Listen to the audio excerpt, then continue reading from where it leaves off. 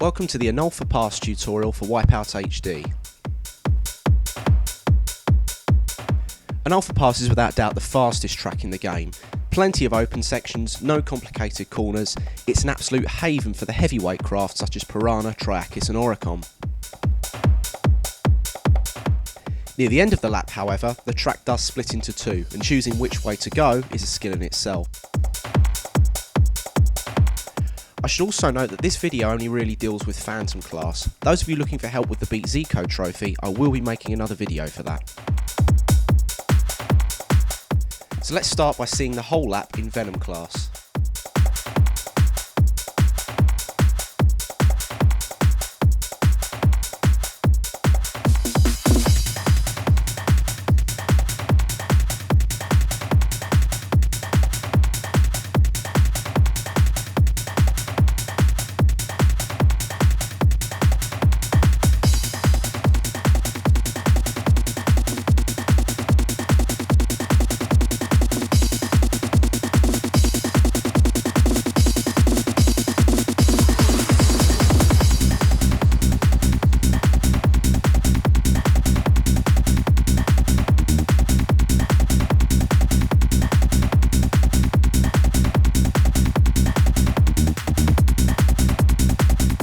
So now let's go through the track step by step.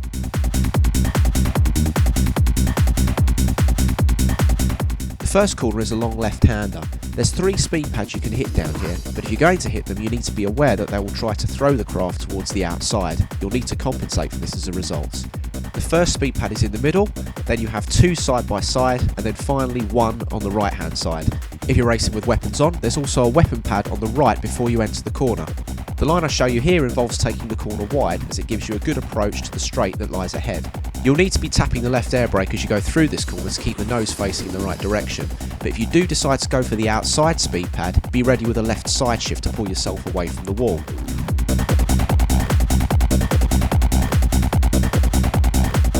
Going down this straight, you should see that there are 3 speed pads in a diagonal line going across the track. Also in a weapons on race, there will be weapon pads in the bottom right and the top left of the formation, so that all the pads will form an X shape. Depending on where you are in the race, it's up to you which to go for. However, in a speed lap or time trial, you're going to want to hit all 3 of them. On the exit from the previous corner, start by moving your craft over to the left hand side. You can then take the 3 speed pads in one of 2 ways. The way I've shown you here involves a light tap of the right air brake to direct the craft across the pads, and then a light tap on the left air brake at the end to stop you slamming into the wall. Alternatively, if you want to keep the craft facing in one direction, you can simply use the right side shift to move the craft over all 3.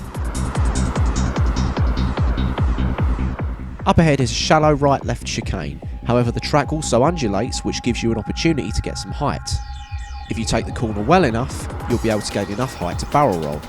After taking the speed pads, move your craft quickly back to the centre and then approach the corner from this direction. Aim to cut the right apex as closely as possible and then quickly aim over to the left. This should give you enough height to barrel roll down the narrow straight. You may need to make a quick turn in mid-air, so be ready for it.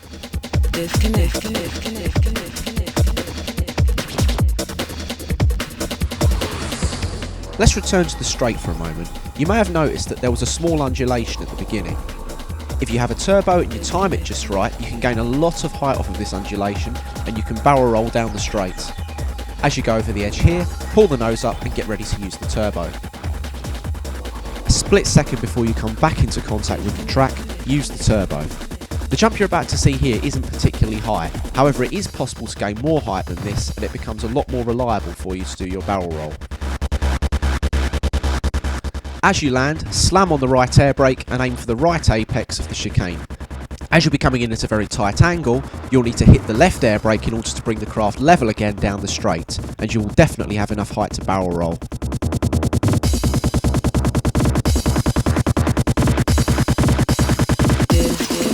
If there is anything at all resembling a complex part of an Anulpha Pass, it's this next corner series here.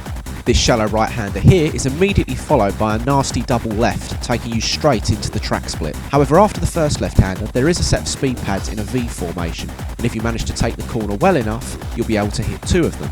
Start by cutting to the inside of the right-hander and make sure you hit the speed pad. In a weapons race, there will be a weapon pad directly to the left, but it does take you away from the racing line, so I would advise not taking it unless you really do need it. Immediately switch to the left air brake and let your momentum carry you towards the corner. You'll need to cut the apex as closely as possible in order to hit 2 speed pads. This is how close to the apex you need to be aiming, and as you can see, it is quite a dangerous strategy. The post that you see there on the left will practically end your race if you collide with it. However, as you can see from the V formation on the track, you are now in line with 2 speed pads.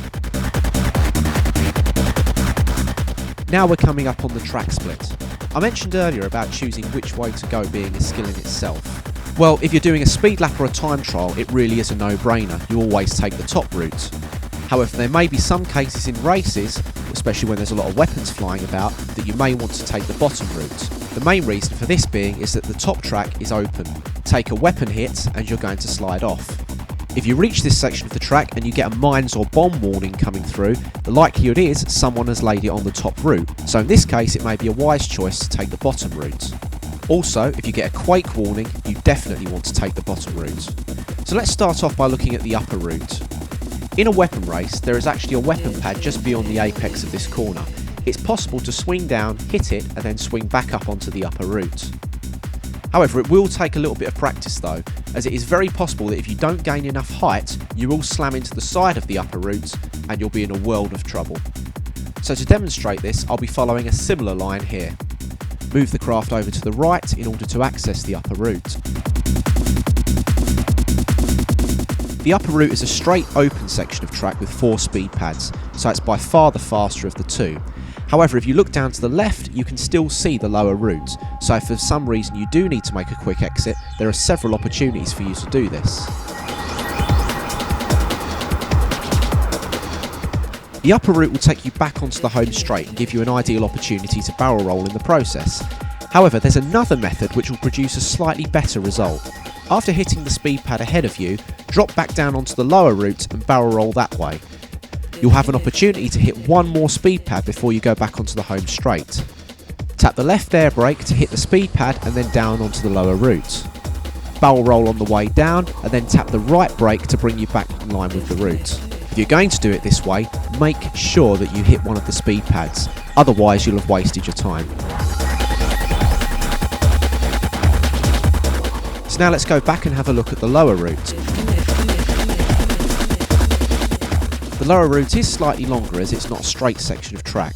However, you can give yourself a bit of a kick start by barrel rolling off of the ramp. The route itself is a series of shallow chicanes. All you need to do is keep as straight a line as possible and hit the 2 speed pads that are presented to you.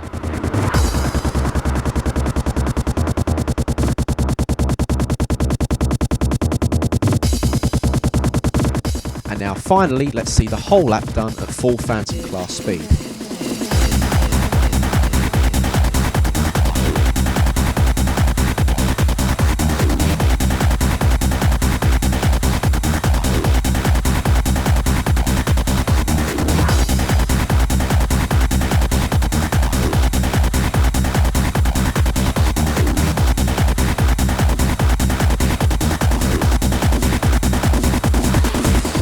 Thanks very much for watching. Good luck with the game.